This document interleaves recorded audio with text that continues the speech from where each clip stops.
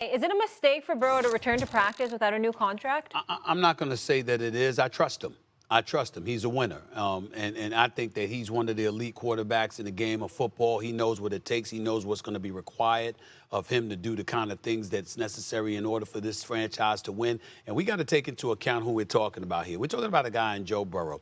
In 3 full seasons with the Cincinnati Bengals, he's already compiled half of their total playoff wins as a franchise. 5 of their 10 playoff wins as a franchise has come with Joe Burrow as their starting quarterback. And those 5 playoff wins inside of 3 years, there's only 2 other quarterbacks that have ever done it in NFL history in their first 3 years. You're talking about a guy like Big Ben Roethlisberger, and you're talking about Russell Wilson. And so I look at it from that perspective, and I say this is that dude. This is a dude that has beaten Patrick Mahomes in the playoffs. This is a dude that has already beaten Josh Allen in the playoffs. I trust him. Of course, you, Jamar Chase, you said the right things. Told him, don't come back until you're absolutely positively ready. Don't rush it. We'll do what we got to do to hold it down, because they understand with him, it's about the stretch run and it's about the long game. You don't need to worry about those first 4 weeks or so in the NFL season, because a guy like him is going to be needed down the stretch. But because he's a winner and he knows what it takes, I'm sure that he ain't going to go out there unless he knows he's ready. Yeah, that's my stance on it, too. When you look at a guy like Joe Burrow, who I call an assassin, not silent, because we all know of what he's capable of doing, and he doesn't give a damn about anybody, quarterback, team, whoever he's playing that's on the opposing team's sideline.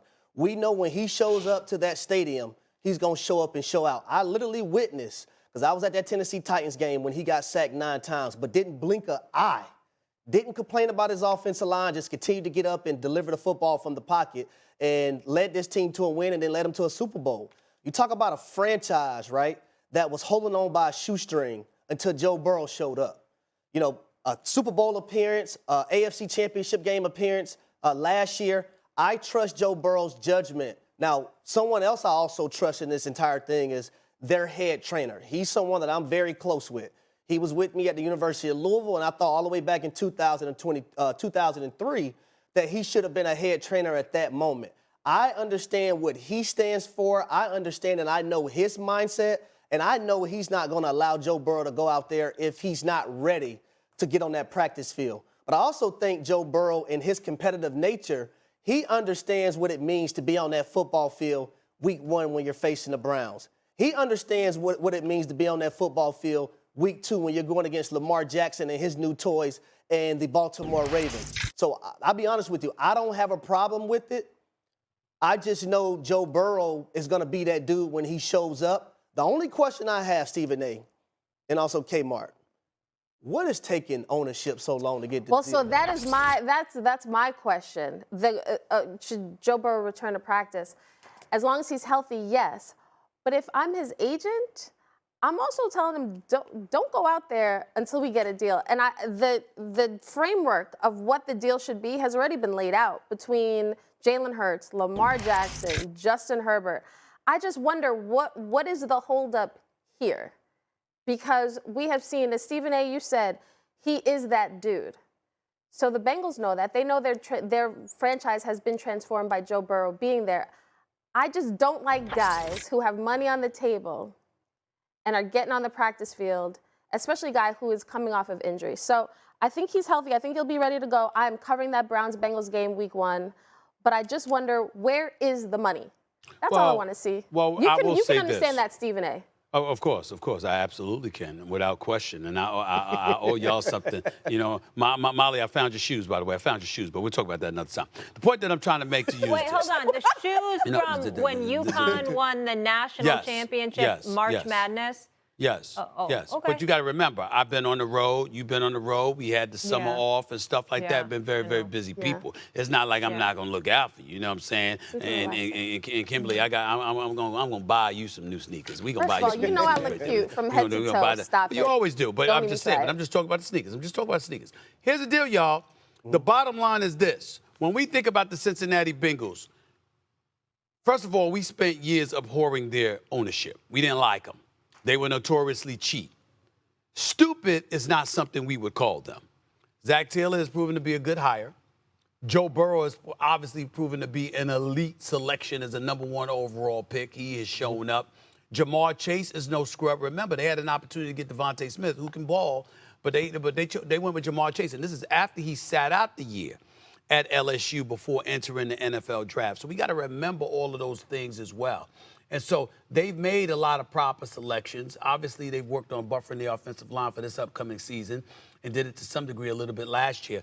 I'm just looking at them right now, and if money is an issue, I think it's because of what they're working with Joe Burrow to do some of the other things that he may want for some of the other personnel because you got that hard cap. But I don't think they're stupid enough in any way to try and play hardball with Joe Burrow. I think they know better. They know better. Yeah, and he hasn't complained one bit. Yeah, I think regardless of anything, Joe Burrow's going to get his money, and he understands that too. That's another reason why he doesn't mind going out there and practicing right now for his team. That just makes me cringe because the simple fact that don't sit up here and tell me what sucks when you're part of the reason why it sucks. You are one of the reasons we are here. You're the general manager on the team. You just had your owner come out and put his foot in his mouth and then wants to ask for A, B, C, or D when it comes to trade for Jonathan Taylor. I don't understand. I don't understand this from Chris Ballard. I'm going to interject here, Harry. You may be wrong on that one, brother. And here's the reason why. Because who's his boss? It's Jim Irsay. It's Jim Irsay. And so what I'm saying to you is that he may be caught between a rock and a hard place. You know, it may very well have nothing to do with him. He may very well be cool with making the deal. And Irsay, who doesn't mind giving players away, who speaks dismissively about them in a fashion that reminds me of how folks were spoken about, if not to, in years past. Jim Irsay just makes me uncomfortable sometimes listening to how he conveys messages to players, about players, et cetera, et cetera. So I think that is something that we would have to take into consideration. And I applaud Ballard for being as straight up as he was. That's somebody that I can listen to, and I feel like I can trust what he has to say because that was raw right there. He said exactly what the truth was and how he felt, and he didn't sugarcoat it in any way, shape, form, or fashion. And I respect him for doing so. But here's the thing, Stephen, he said relationships are repairable. Sometimes. In the case of Saquon Barkley and Josh Jacobs, those two guys met in the middle with their organizations, and they got money. Jonathan Taylor from Jump, the minute he sat down with Jim Irsay, he said, I want more money. And they talked, and then he left that meeting and said, I want to be traded. If your point of, well, Chris Ballard might be caught between a rock and a hard place because of his owner, well, how can you then say that relationships are repairable? I don't know if this is repairable. We don't know if this is repairable.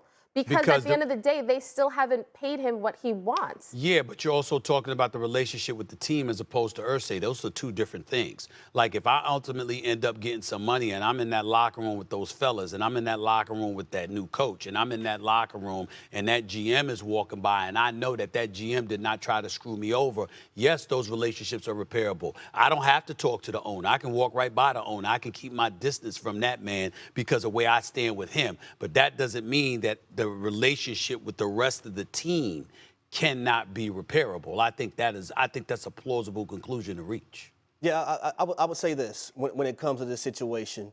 When Lamar Jackson said he wanted to be traded, I thought he wasn't going back to the Baltimore Ravens.